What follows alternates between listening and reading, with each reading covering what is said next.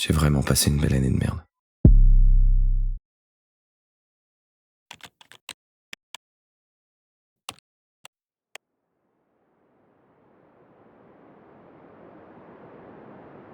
Ça a commencé même un peu avant, en décembre. À ce moment-là, je m'amusais à jouer au jeu malsain d'une de mes meilleures amies à mon école de théâtre. On se plaisait, on se tournait autour et on jouait un peu avec le feu. Le problème dans tout ça, c'est qu'elle avait un mec. Alors moi, à un moment, j'ai dit stop. Je voulais pas que ça aille trop loin. Et ça lui a vraiment pas plu. En janvier, j'apprends que je dois aller me faire opérer. Pendant 1 ou 2 mois, je dois quitter les cours. Ça me fait flipper. Mais faut y aller. Mais devine quoi? Les problèmes ont commencé quand je suis revenu en cours. J'ai appris que cette même personne s'était amusée pendant mon absence à répandre une petite rumeur. Rien de bien méchant, juste que je l'aurais agressée sexuellement. Pourquoi? J'ai jamais eu de réponse. Résultat, j'ai perdu mon école, mes projets, mes amis, tout. 2 ans de travail, de relations, d'écriture, de rêves. Tout ça s'est parti en fumée d'un seul coup.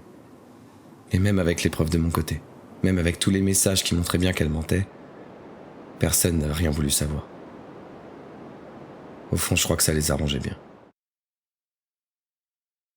Alors de mars à janvier, j'ai fini l'année comme un fantôme, isolé et ignoré.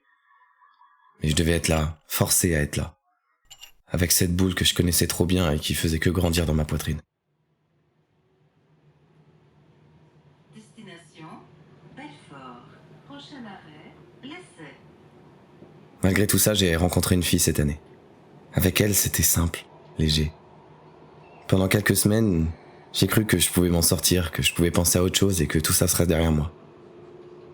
Elle m'a fait rire. Mais un vrai rire, tu vois, pas celui qu'on force pour faire semblant, non. Un truc sincère qui te rappelle ce que ça fait de respirer. C'était bien. Mais la solitude, elle finit toujours par revenir. Et la solitude, ça te bouffe. Avec le stress, ça te grignote de l'intérieur. Et moi aussi, je me suis réfugié dans la bouffe, justement. J'ai dû prendre 20 ou 25 kilos peut-être. Et maintenant, je suis un gros bébé de 100 kilos et je me dégoûte. Le problème quand tu te dégoûtes et que tu t'aimes pas, c'est que c'est difficile de t'aimer en retour. Alors elle a fini par partir elle aussi. Et pour finir l'année, j'apprends que je dois payer plus de 10 000 € de frais médicaux. Le problème, c'est que j'ai pas de mutuelle. Donc en conclusion, j'ai perdu mes amis, mes projets, mon école, ma copine et mon argent. J'ai vraiment passé une belle année de merde.